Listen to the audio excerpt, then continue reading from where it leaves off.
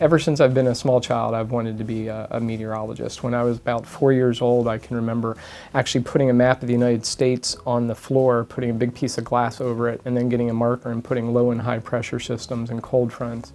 And so since I was a small child, I loved meteorology, I loved snow, and now people are paying me to research it, which is amazing to me. State Climatologist really looks at the weather across the state. We have here in Delaware one of the best observation systems of any state in the country to really record the weather and the climate of Delaware. And so we have almost 60 stations across Delaware and Chester County, Pennsylvania that are recording this information on a regular basis. And the state climatologist's job is to collect as much weather information and climate information for the state as possible, to make that available to anybody that wants it, to talk to the media on a regular basis about what's happening in the state, and to also provide tools for folks in the state to use to understand that climate information better.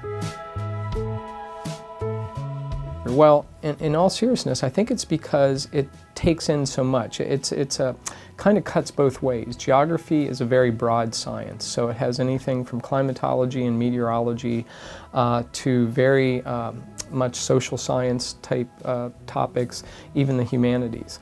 And because of that, I think it's one of the few disciplines that really integrate those all completely to try to give you a holistic picture of what's going on across the globe. And I think the most rewarding thing is when you have a student comes to you and says, you know, I never thought I'd want to take this class, and it's nothing that I ever, thought I'd be interested in, but I just love understanding and learning about this. That's the best thing for me, is when the students really seem to have fun learning the material. Frankly, where I usually go for my forecast is I look at the models myself and try to come up with my own forecast, and then I compare them to other places and think, why are they saying this when I'm not seeing, it's a constant way to practice your forecasting skills.